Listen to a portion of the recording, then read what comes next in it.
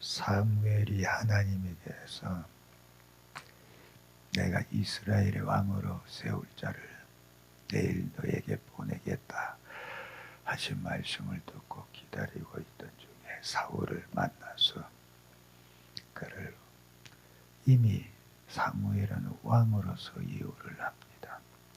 식사 자리에도 상석에 앉히고 가장 좋은 부분을 따로 준비해뒀다가 그에게 대접을 하고, 그리고서 이제 두 사람이 깊이 대화를 나누는데 무슨 내용인지는 밝히고 있지는 않지만 아마 앞으로 나라를 세우고 어떻게 다스려 갈 것인가 하는 것들에 대해서 많은 조언을 했으리라 그렇게 생각을 합니다.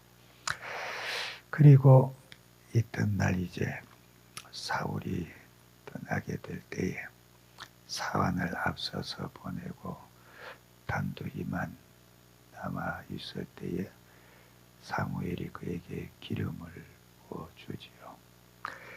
이것은 하나님께서 너를 왕으로 세웠다고 하는 것을 확증하는 그런 의식이고 또 표입니다.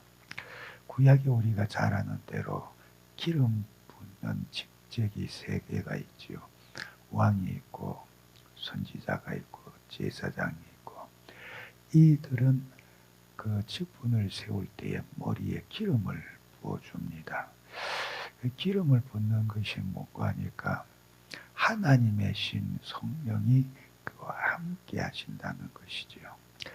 그래서 기름 부음 받은 것을 성령의 임재로 성령을 부어주시는 것으로 그렇게 상징적으로 그렇게 생각하기도 합니다. 근데 어쨌든 지금 사울에게 사무엘이 기름을 부어주는 것은 지금까지 말한 대로 하나님께서 너를 이스라엘의 왕으로 세워주셨다 하는 것을 확증해 주는 거지요. 근데 우리가 알아야 될 것은 기름을 부음을 해서 비로소 이제 왕이 되었구나. 맞아요. 근데 사실은 그 이전에 하나님께서 택하셨을 때부터 그는 이미 하나님의 백성을 다스리는 왕으로 그렇게 세워진 겁니다. 하나님 지명하셨다 그 얘기지요. 다윗도 하나님께서 그를 택하시고 왕으로 이새에게 가서 사무엘에게 이새에 가서 그 자식들 가운데 내가 지목하는 자를 기름 부어서 왕으로 세워라 그랬을 때에 가서 기름 붓는 그 기간은 있지만 사실은 하나님께서 이미 누구로 왕을 할 것인가 지명을 하셨지요. 이미 택하셨어요. 그러니 그것은 하나님께서 택하신 것은 변개가 없고 정하신 것은 변개가 없는데 이미 택하셨기 때문에 택하신 그것을 확증하는 것이죠. 증거해 주는 것일 뿐입니다. 사람들 앞에. 우리의 세례받는 것도 역시 마찬가지요. 세례받는 것이 구원이 되느냐? 아니요. 그럼 세례가 뭐냐? 예수 그리스도를 구주로 영접하여서 성령의 사람이 되어지고 그가 하나님 앞에 거듭난 자요 하나님의 자녀 되어진 것을 그 스스로 받은 은혜를 가지고 신앙을 고백할 때에 하나님 앞에와 사람들 앞에서 내가 진짜 예수 믿는 사람이요 예수를 나의 구주로 영접해서 나는 이제 그리스도 하나님의 사람이다 하는 것을 공적으로 고백하고 시인하고 증거해 주는 표입니다. 내가 이 세례를 받겠다는 것은 나는 그런 사람이다 하고 공식적으로 증거하는 것이고 자기의 신앙을 고백해 보이는 것이지요. 그러니까 세례를 받음으로 해서 비로소 그 사람이 예수 믿게 되어지는 것이고 그때부터 구원의 사람이 되어지는 게 아니고 이미 믿음을 가졌을 때 그렇게 되어진 겁니다. 세례는 다만 그것을 하나님 앞에 사람 앞에서 자기의 신앙으로 고백해서 증거하는 것이지요. 그렇기 때문에 세례가 구원이 되는 건 아닙니다. 세례는 골백 번 받아도 구원 못 받아요. 예수 믿어야 구원 받는 겁니다. 그래서 이것을 잘 얘기해 주는 말씀이 있지요. 물은 예수 그리스도의 부활하심으로 말미암아 이제 너희를 구원하는 편이 곧 세례라. 육체의 더러운 것을 제하여 버림이 아니요 오직 선한 양심이 하나님을 향하여 찾아가는 것이라 그랬어요. 세례가 구원의 자체는 아니고 오직 구원을 받은 자의 표일 뿐이다. 그것을 증거해 주는 표일 뿐이다. 그러니 죄를 싹 다 세례받음으로 해서 제하여 버리는 것이 아니다. 죄를 제하는 것은 십자가 피밖에 없어요. 예수의 피밖에 없어요. 그럼 세례는 뭐냐? 그때부터 이 사람은 진짜 선한 양심을 가지고 하나님께로 온전히 나아가는 표다. 그 말은 정말로 하나님을 향하여 신앙으로 영적으로 믿음으로 살겠다고 하는 표현 출발이 된다. 그 얘기죠. 그래서 뭐 어디같이 세례받으면 구원받는다. 그 틀린 말입니다. 절대로 아니다. 그 얘기죠. 그러나 세례는 받아야 된다. 왜? 주님이 세례를 주라고 명하셨기 때문에 우리는 예수 믿는 믿음을 고백한다면 세례는 반드시 받아야 된다. 그래서 세례를 받고 세례를 받음으로 해서 자기의 믿음의 마음을 새롭게 하고 정말로 내가 이렇게 하나님과 사람 앞에서 나의 신앙을 증거하고 고백한 대로 증거했으니 이제 정말로 나의 모든 삶에 있어서 믿음대로 신앙으로 살아야 된다. 다짐하고 그렇게 살아가야 되는 겁니다. 그런데 오늘날 세례를 갖다가 아주 멸시하고 대수롭지 않게 여기지요. 그거 대수롭지 않게 여기면 안 되는 겁니다. 구원은 아니지만 확실하게 영적인 의미가 있는 것이고 신앙으로서 중요한 것이니까 그것을 아무렇게나 대수롭지 않게 여기고 그렇게 대하면 안 되는 거지요. 그러니 세례를 받았다고 하면은 세례 받을 때 뭐 합니까? 신앙 문답 하잖아요. 그것을 진실되게 자기의 신앙의 고백으로 고백했다면은 그러면 그렇게 살아야 되는 겁니다. 왜? 하나님 앞에 약속이잖아요. 하나님 앞에서 그 세례 받기 전에 문답하고 선서하고 하는 것이 다 하나님 앞에 약속이잖아요. 하나님 앞에서 약속하는 게 또 있지요. 결혼할 때에 혼인 서약하는 거. 그 하나님 앞에서 서약하는 거잖아요. 그런데 뭐 요새 예수 믿는다고 하면서도 결혼했다가 뭐 1년도 안 가가지고 헤어지기를 예사로 생각을 해요. 그럼 그가 하나님 앞에서 결혼식 때 수약한 건 뭐냐? 그냥 형식상 과정이고 형식상 예식 중에 한 순서니까 했다. 그거밖에 안 되지요. 아이고 살다가 보니까 정말로 형편없고 내가 이 사람하고 살다가는 죽을 것 같은데 어떻게 합니까?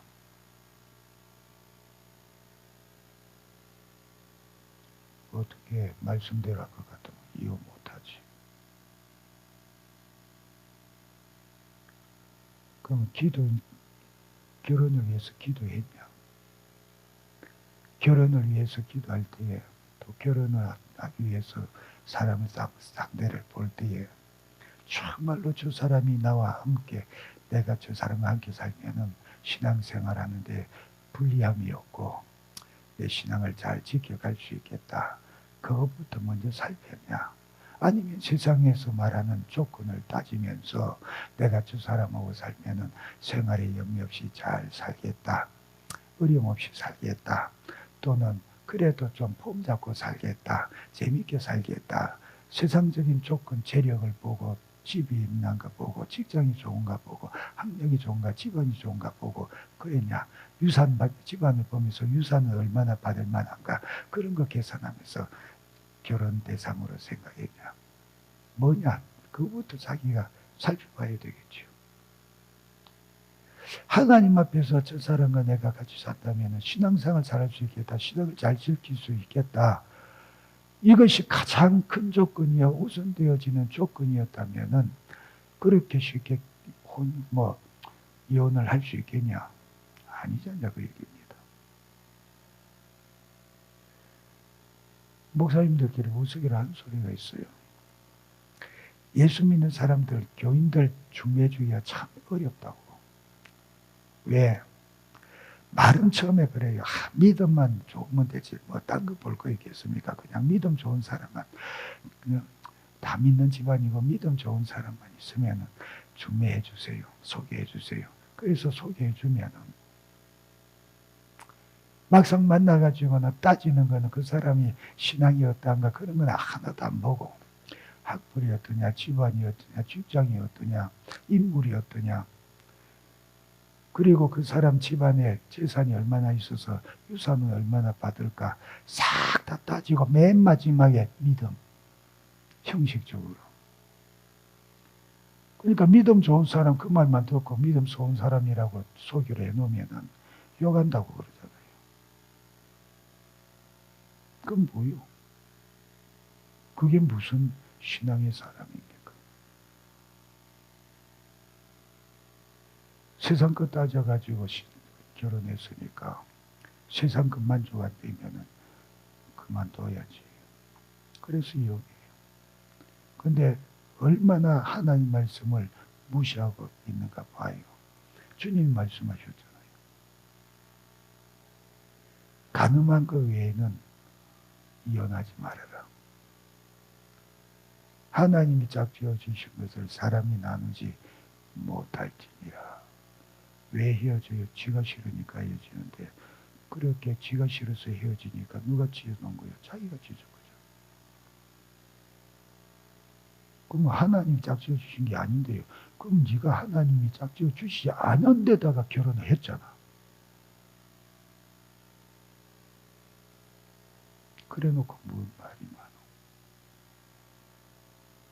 그러니 하나도 신앙적으로는 안 해놓고 항상 원망은 하나님께 해. 그게 무슨 신앙이냐 그 얘기입니다. 세례를 받고 신앙으로 산다고 하는 것도 마찬가지죠. 교회 다니니까 그래 그거는 받아야 된다더라. 학습 받고 세례 받고. 왜? 그렇게 받아야 집사도 되고 장로도 되고 사람이 사회적인 신분과 체면이 있지. 내가 사회에서 그래도 이만한 지위에 있고 신분에 있고 가닥을 하는데 교회에 다니면서 그래도 내가 집사 장로는 돼야지. 내가 얼마나 주님을 숨기고 믿음으로 살 것인가 그거는 별로 관심이 없어요. 집사 장로 되는 것도 자기 체면 때문에 돼야 돼.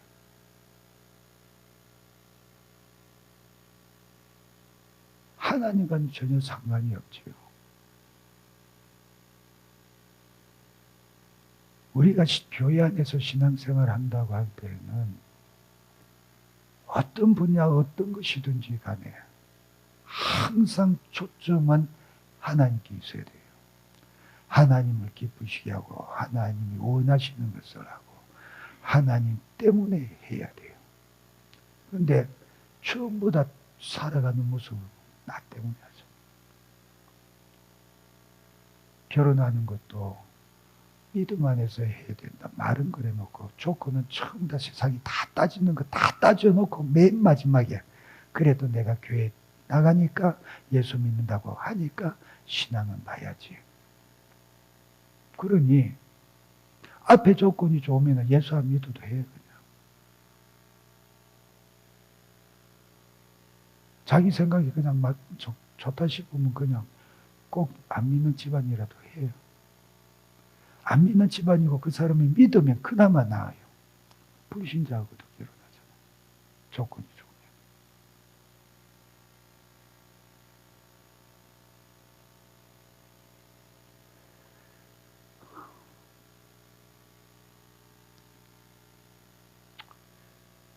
말씀보다는 말씀으로 사는 것보다는 육신으로 사는 것이 더 쉽고 더 당연시 되어지는 시대니까 뭘 그렇게 따지면서 다달 게 있겠냐.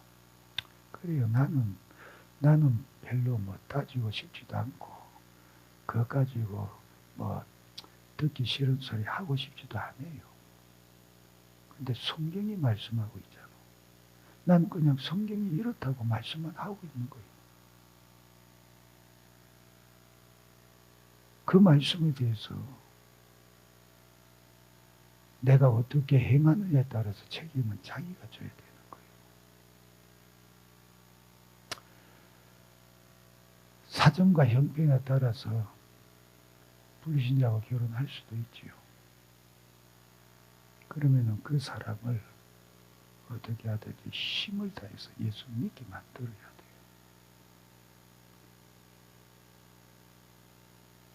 예수 믿게 만들어야 돼요.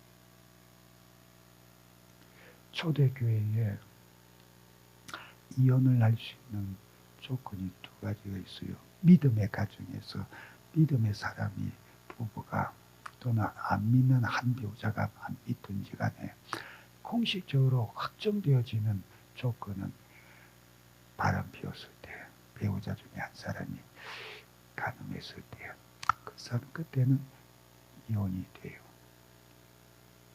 근데 또 하나는 어떤 조건이 되냐면은 결혼하고 난 뒤에 예수를 믿었는데 나는 예수 믿는데 배우자가 안 믿어. 근데 그 사람이 예수 믿는 것 때문에 나 너하고 못 살겠다. 헤어지자 하면은 헤어져라 그랬어요. 그때는 헤어져라. 그 사람이 요구하면. 그러나 네가 먼저 이혼하자고 요구하지는 말아라 그랬어요. 그리고는 어떻게 하든지 그 사람을 복음으로 예수 믿게 만들라고 심쓰라고 그랬겠지요. 그러니 뭐 사정과 형편 따라서 어쩌다가 참 불신 결혼을 했다고 치면 그 사람이 예수 믿도록 하기 위해서 정말로 신실한 믿음으로 예수 믿게 하기 위해서 힘써서 기도하고 힘써서 복음 전해야 되지요.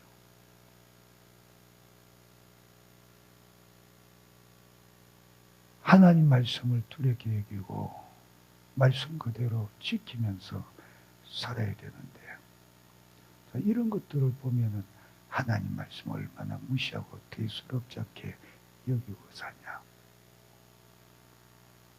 과거에는 예수 믿는 사람이라면은 이혼은 전혀 불가한 것으로 생각을 했어요.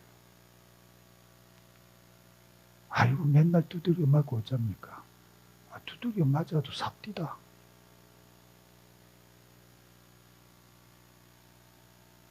두들겨 맞아도 살아요. 그 사람을 위해서 눈물 흘려가면서 기도하고 핍박받는 것 때문에 눈물 흘려가면서 기도하고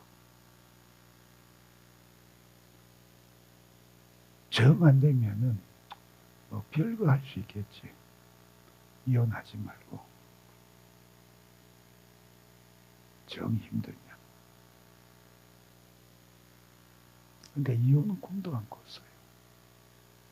불신자라도 이혼은 별로 그렇게 생각을 안 했지요. 근데 요즘은 불신자는 아주 당연하게 여기고 믿음의 사람들도 그냥 쉽게 생각을 해요. 그러니까 하나님 말씀을 경외하고 두려워하는 것이 전혀 없다. 전부 다 자기 중심이잖아. 쥐가 좋아서 결혼했고 쥐가 좋아서 이혼하고.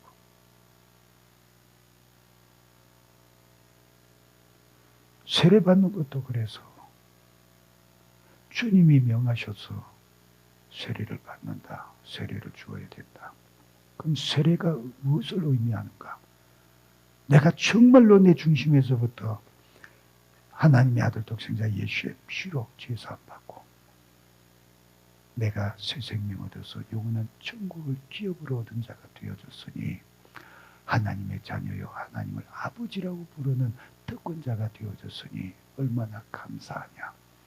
나는 이것을 감출 이유도 없고 나는 내 신앙을 하나님과 사람 앞에서 확실하게 고백하고 내가 주님과 함께 거듭난 자요 주님과 함께 죽었다가 살아난 자로 그리스도와 연합된 자인 것을 확실히 증거해야 되겠다.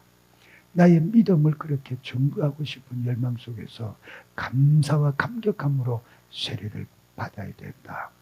그럼 그 세례를 얼마나 귀하게 여기고 감사함으로 받았겠으며 그 세례를 받았다고 하면은 내가 세례 받을 때 내가 고백한 그 믿음대로 정말로 하나님을 기뻐하고 즐거워하는 그 믿음대로 끝까지 지키면서 살아가야 되겠다.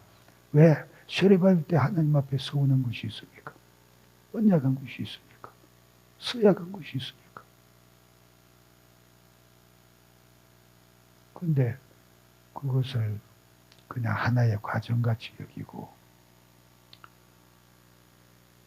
그냥 가볍게 생각 없이 받는다. 아니지 않냐 그 얘기죠. 그래서 왜 이 말을 자꾸 하느냐 하면은 왕으로 이미 하나님이 세우셨어요. 기름 부은 것은 하나님이 세우셨다는 것을 증거하는 표일 뿐이에요. 세례도 이미 세례받기 전에 예수 그리스도를 구주로 영접해서 거듭난 사람이 그 믿음을 교회 앞에서 증거하는 표일 뿐이에요. 그러니까 정말로 신앙을 가지고 성령으로 거듭난 사람이라면 세례를 형식적으로 소홀히 받을 수도 없고 그 세례받은 신앙을 평생에 간직하면서 끝까지 지켜가야 된다 그 얘기입니다. 근데 그렇지 않고 지 맘대로 받았다면 그거는 아니지 않냐. 그러니까 왕으로서 기름 부어서 세워주신다고 하는 것이 아무나 기름 부을 수 있어요. 받을 수도 있고 까짓거 뭐 무슨 관계가 있어요. 근데 하나님께서 부어주셨다. 붓게 하시고 부어주셨다. 이미 하나님께서 그를 왕으로 세우셨으니까 그것을 증거해 주시고 그것을 통해서 성령을 주시겠다고 하시는 뜻이니까 하나님 앞에서 자기가 어떤 존재인가를 확정시키면서 신앙생활 잘해야 된다 그 얘기입니다. 여러분이 세례를 받을 때에 그 받은 의미가 뭐냐. 그때 비로소 새 생명으로 거듭난 게 아니고 이미 거듭난 것을 하나님 앞에서 증거한 것이지만은 그 증거를 사람들 앞에 드러내고 하나님 앞에서 받을 때에는 그 신앙을 확실하게 고백한 사람이니까 그 신앙대로 살아라 그 얘기입니다. 헛된 약속같이 만들지 말고 그렇잖아요.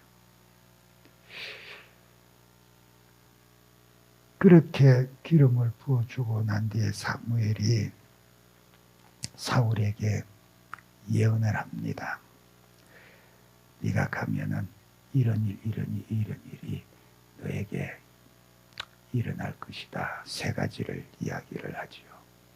사람을 만나서 네 앞날이 찾았다고 할 것이고 또 너한테 떡 세 덩이 주는 사람이 있을 것이고 또 선지자들을 만나면 너에게도 하나님의 영이 내려서 너도 예언하게 될 거다. 세 가지의 징조를 이야기를 합니다. 그게 그대로 다 이루어지지요. 왜? 사무엘 말이기 때문이 아니고 사무엘을 통해서 하나님이 하신 말씀이기 때문에 그대로 다 이루어지는 겁니다. 그렇게 이루어짐으로 해서 무엇을 말하고 있냐? 내가 너를 왕으로 세웠고 너는 확실히 왕이라고 하는 거예요.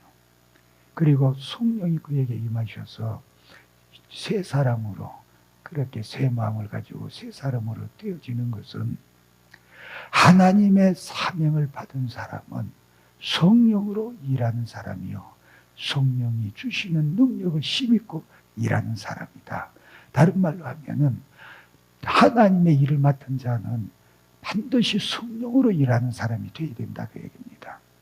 자기의 지혜나 지식 가지고 일하는 사람이 아니요. 그러니까 선지자든 왕이든 또는 제사장이든 그 얘기를 세울 때에, 직분으로 세울 때에 기름을 부어주는 이유는 그것은 하나님이 세우셨다는 증거의 표이지만 한편으로는 그 기름이 성령을 상징함으로 해서 성령이 너에게 임하셔서 성령으로 일을 해야 된다.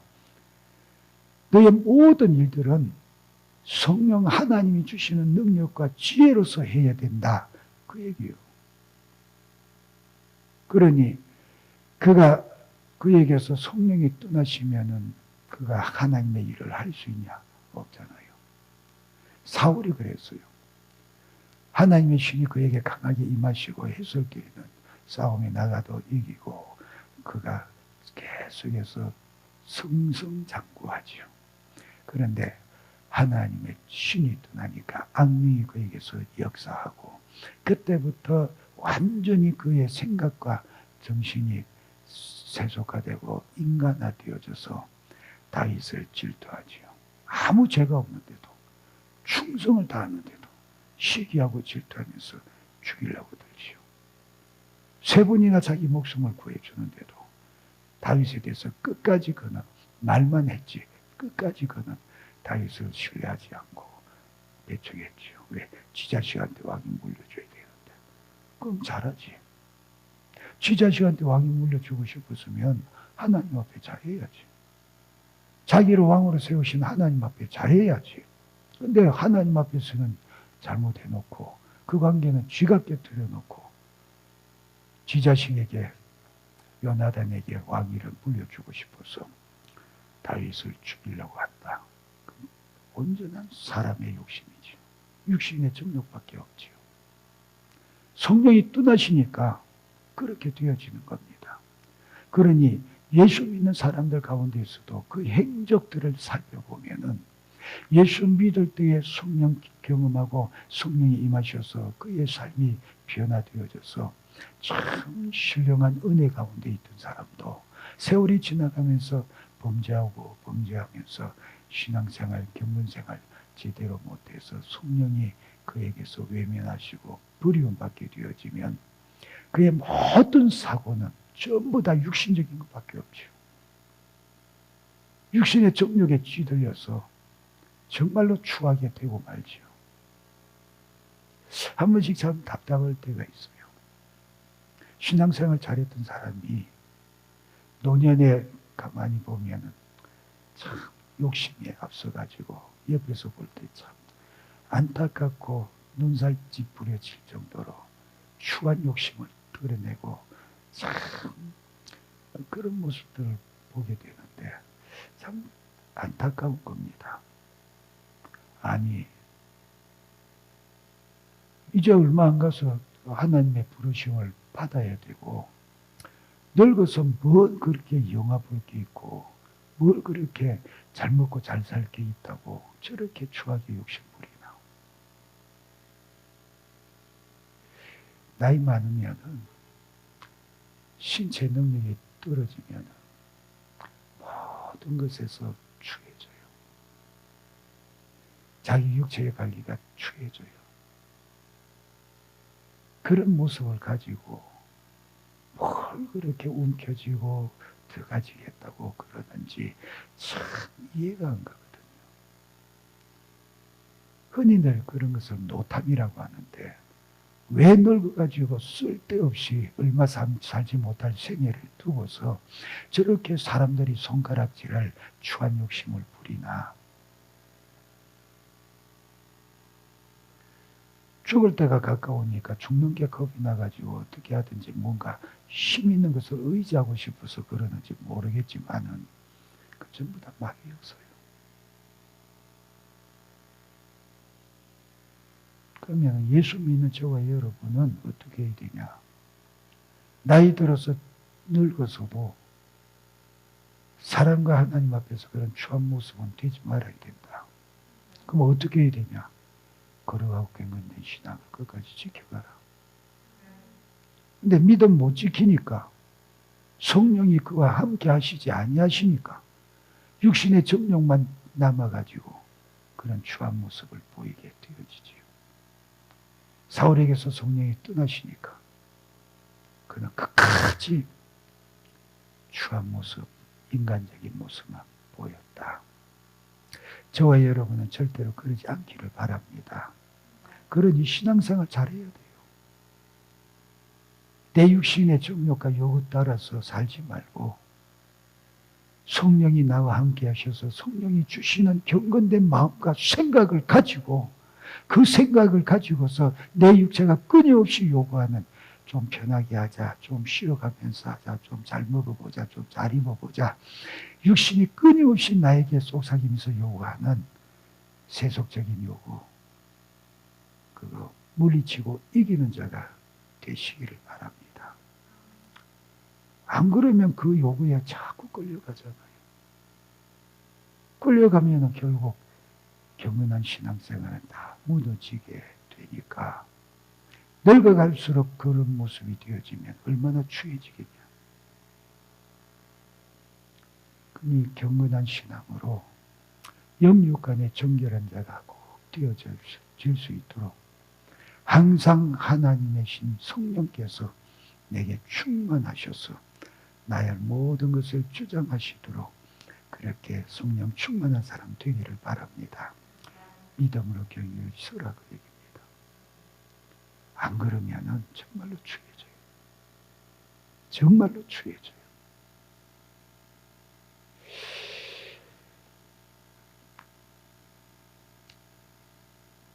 6절에 보면은 여호와의 신이 크게 임하셨다 그랬지요. 내게 여호와의 영이 크게 임하시리니 너도 그들과 함께 예언을 하고 변하여 새 사람이 되리라. 하나님의 일을 한다고 하면은 성령이 함께 하셔야 되고 새 마음을 가진 새 사람이 되어야 된다. 그래야 된다. 그리고 그 뒤에 이제 사무엘 17절 이하에 보면은 사무엘이 백성을 미스바로 불러서 요 앞에 모으고 그리고 백성들에게서 하나님께서 너희들 가운데에서 왕을 세워주신다. 제비 뽑자. 그렇게 해서 제비를 뽑으니까 이제 12지파에서 베냐민 지파 온 가족 가운데에서 기스의 가문이 뽑히고 기스의 가문 중에서 제비를 뽑으니까 사울이 뽑혔어요. 그런데 21절에 보니까 베냐민 지파를 그들의 가족들로 가까이 오게 하였더니 마드리의 가족이 뽑혔고 그 중에서 기스의 아들 사울이 뽑혔으나 그를 찾아도 찾지 못한지라. 그러므로 그들이 또 여호와께 묻되 그 사람이 여기 왔나이까. 여호와께서 대답하시되 그가 진보다리들 사이에 숨었느니라 하셨더라. 행구 사이에 숨었다. 진보다리 사이에 숨었다. 왜 숨었을까? 이미 사무엘을 만났을 때 하나님께서 나 왕으로 세웠다 했고 기름까지 부어주셨는데 왜 그 현장에서 숨었을까? 겸손해서 그랬다. 아, 겸손해서 그렇구나.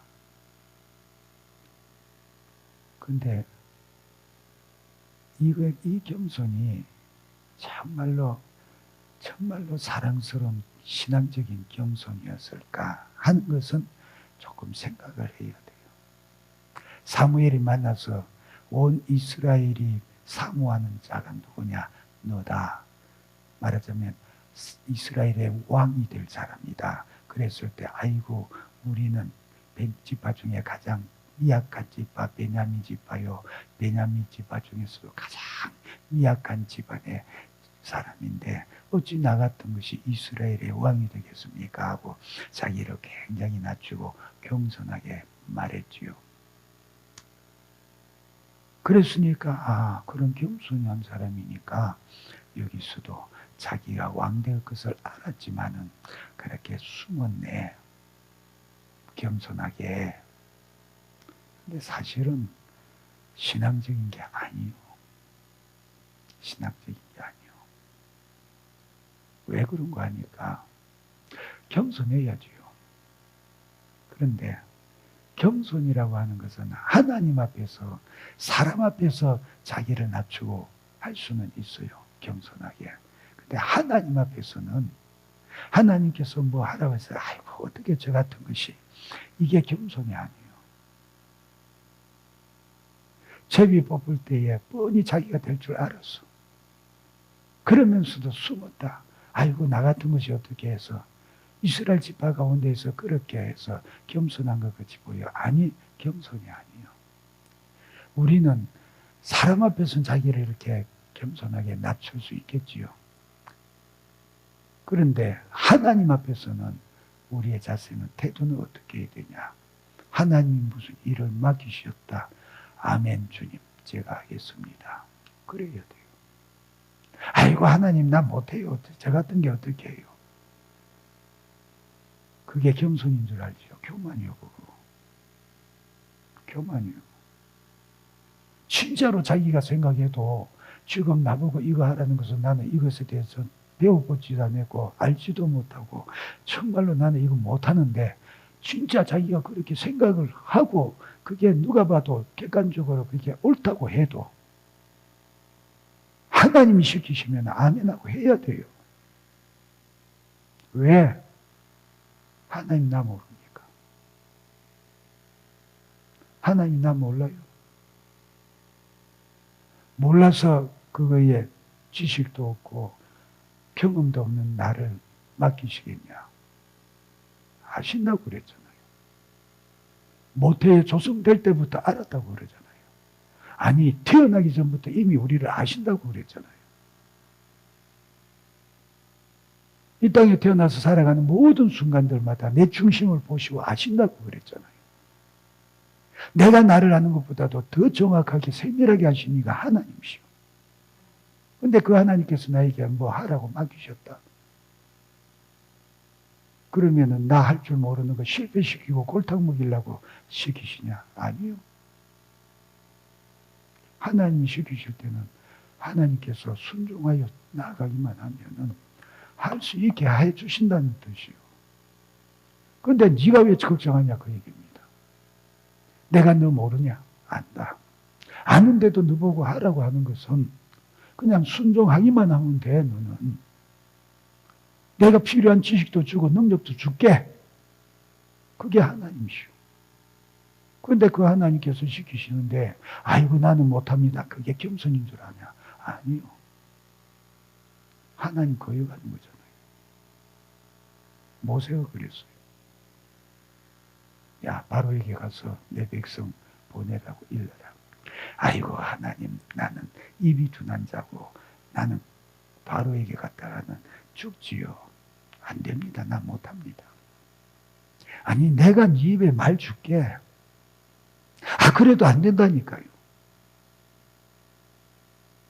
3번이나 하나님 앞에 고백했어요. 내가 너 보내는 거잖아. 내가 너와 함께 할 거잖아. 내가 너에게 뭘 말할 걸 입에 넣어줄 거잖아. 걱정하지 말고 가기만 해. 그가 하나님 보내셨다는 증거를 가지고 모세에게 2번이나 증거를 보여줬잖아요. 지팡이 던져봐라. 뱀이 됐지요. 손품에 넣었다가 빼봐라.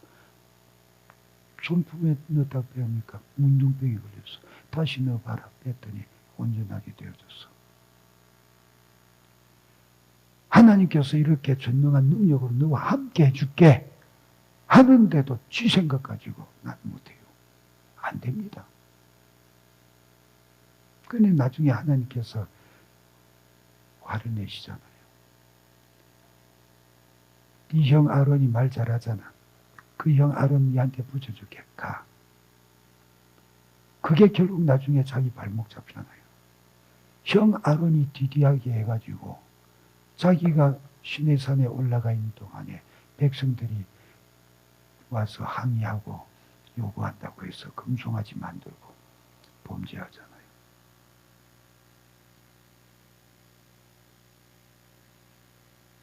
하나님께서 무엇이든지 우리에게 맡기고 시키시면은 나를 아시는 하나님께서 나에게 일을 맡기셨다고 했을 때는 복으로 알고 감사하게 받아야 돼요. 제가 하겠습니다 하고. 이사야 선지자가 그랬잖아요. 성전에 들어갔는데 환상이 보여요. 천사들이 하나님께 영광을 돌리고 찬송하는 환상들이 보여지는데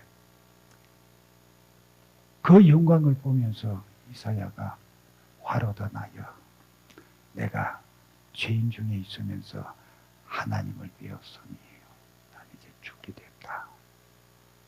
죄인인 내가. 나는 그래도 상당히 선지자로 제사장으로 경건하고 거룩하게 믿음이 좋은 줄로 일반 백성들하고는 다른 줄로 그렇게 생각을 했는데 하나님의 영광 앞에서 자기를 보니까 실체를 보니까 세상 인간들하고 똑같아요. 도진개진이요. 하나님의 영광 앞에 거룩하심 앞에서 보니까 백성들은 시커멓고 자기는 좀 연하고 별 차이도 없어. 똑같다고 얘기해요. 똑같은 죄인이에요. 망할 수밖에 없는. 그러니 나는 하나님 앞에 죽을 수밖에 없다.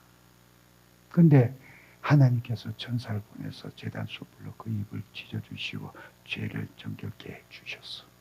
그리고는 내가 사람을 보내서 일시켜야 되는데 어찌할꼬 누가 우리를 위해서 갈꼬. 하나님께서 그렇게 말씀하실 때에 얼른 뻘떡 일어나면서 그러죠. 내가 여기 있나이다. 나를 보내소서. 주님의 일에 대해서는 이런 자세를 가져야 된다. 아이고 나 같은 것이 무슨 큰일을 하겠냐고.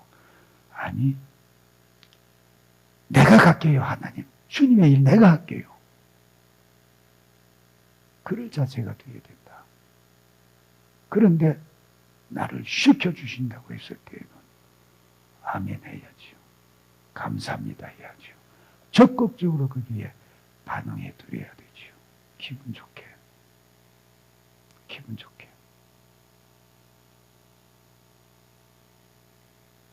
사울이 제비 뽑는 동안에 왜 숨었을까? 혼자서 왜 숨었어요? 자기가 왕으로 뽑힐 거 알았다. 그 얘기잖아요. 알았잖아요. 왜?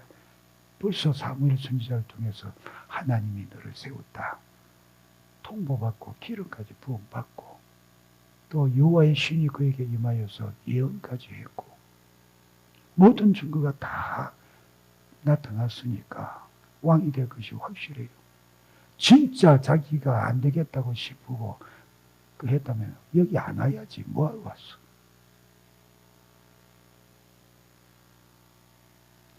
그래서 이건 겸손이 아니고 교만이 되는 겁니다. 하나님 거역하는 것이 되는 거예요. 교회에서 인간적인 생각을 가지고 선거운동 해가지고 직분 받는 거 그거 하나님 심판 대상입니다. 그러나 교회에서 기도하고 그 사람을 직분자로 세울 때에는 감사함으로 받으면서 힘을 다해서 충성하겠다고 다짐하고 충성해야 돼요. 결실이 별로 없는 것 같아도 상관없어요. 그건 사람의 평가고 사람의 계산이지. 일 시키시는 하나님은 내가 최선을 다하고 충성을 다할 때에 그것을 이미 받으신다 그 얘기입니다. 그러니 주의 일에 대해서는 사양하는 자 되지 마세요. 더 잘해보려고 충성해보려고 나 같은 것에게 이런 일을 맡기셔서 너무 감사하다. 그냥 충성해보겠다고 하는 마음과 열정을 가지고 순종하라 그 얘기예요. 어설프게 사울같이 행구 속에 숨어 참 겸손이 아니에요. 겸손이.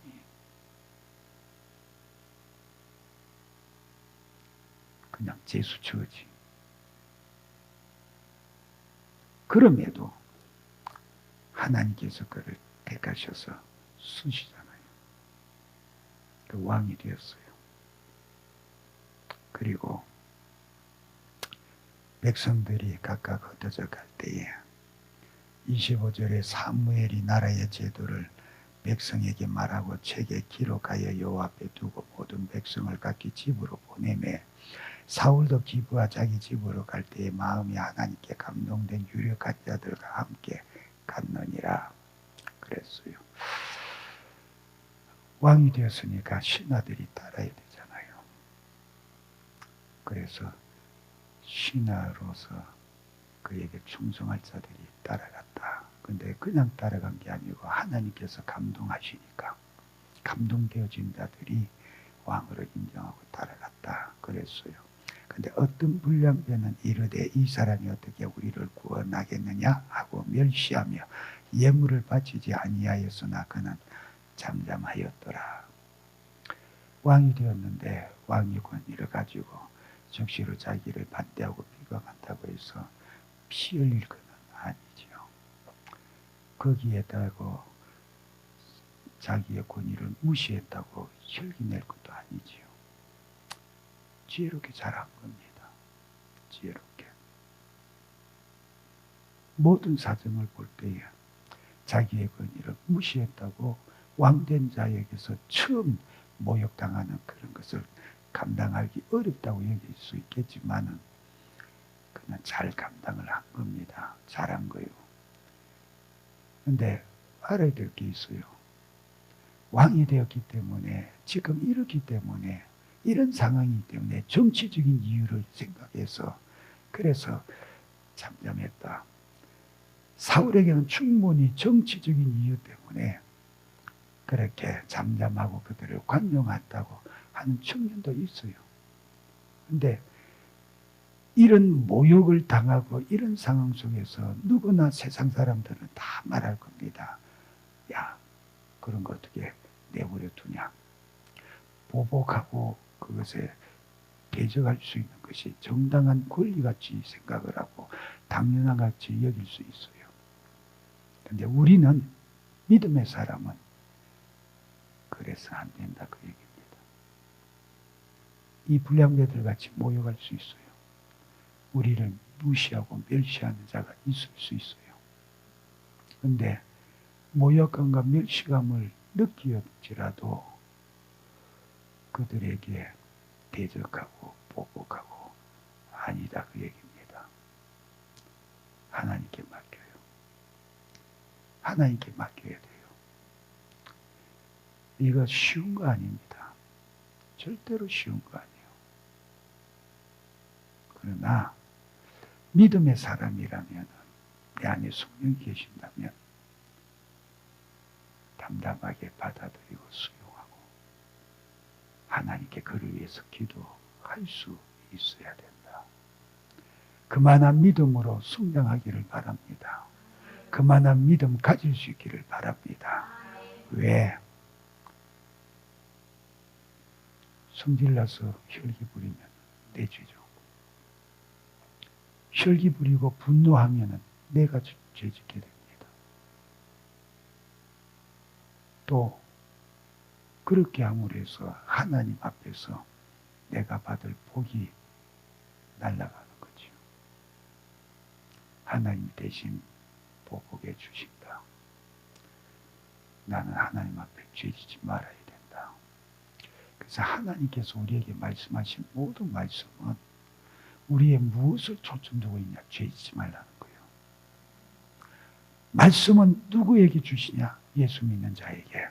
예수 믿는 자가 누구냐? 예수 피로 죄 사함 받고 하나님 앞에서 죄 사함 받아 의롭다고 칭함을 받는 자요. 인정을 받는 자다. 그렇다면 너 죄짓지 말라는 거예요. 죄짓지 말라고 죄짓지 않아야 되기 때문에 이 말씀 주신 겁니다. 그러니 야, 너 원수를 사랑해라. 우리가 원수에게 엄청나게 고통받고 괴로움을 당하고 손해를 봐도 하나님은 아무것도 상관없어. 원수 사랑해라 하신 이유가 뭐냐? 죄짓지 말라는 거잖아요. 죄짓지 말라는 거.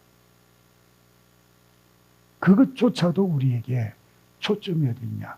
너 예수 믿고 예수 피로 제사 받았으면 죄짓지 말아라.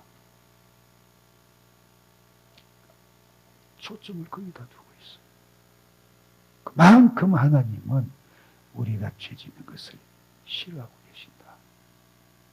그런데 어떻게 해서 시대 속에 함께 휩쓸려서 시대의 문화와 풍조와 풍속에 시대의 상황에 가치에 그렇게 젖어들어서 하나님의 말씀을 대수롭지 않게 여기고 무시하고 사느냐? 왜 그러냐 그 얘기죠. 지난 주일에도 우리가 말씀을 들었지만 그 구석에 처박혀 있는 그런 말씀 끄집어내가지고 뭐 우리한테 부담스럽게 그렇게 따지냐고. 그거 하나님 앞에 가서 해보세요. 그거 하나님 앞에 가서 해보시라고. 정 목사가 내 생각 가지고 내 의견을 말한 게 아니잖아요. 기록되어져 있는 말씀이라고. 신명기서 19장에 있는 말씀이라고.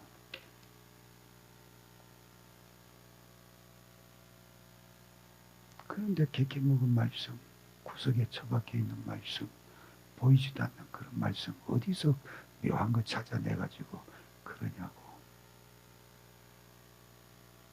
아니요. 죄지지 말라는 거예요. 그거. 죄지지 말라는 거예요. 말씀하신 모든 것은 다 우리로 하여금 하라는 것 하지 않으면 죄다. 하지 말라는 것 하면 죄다. 말씀에 그 두 가지밖에 더 있나. 근데 이 말씀을 무시하냐.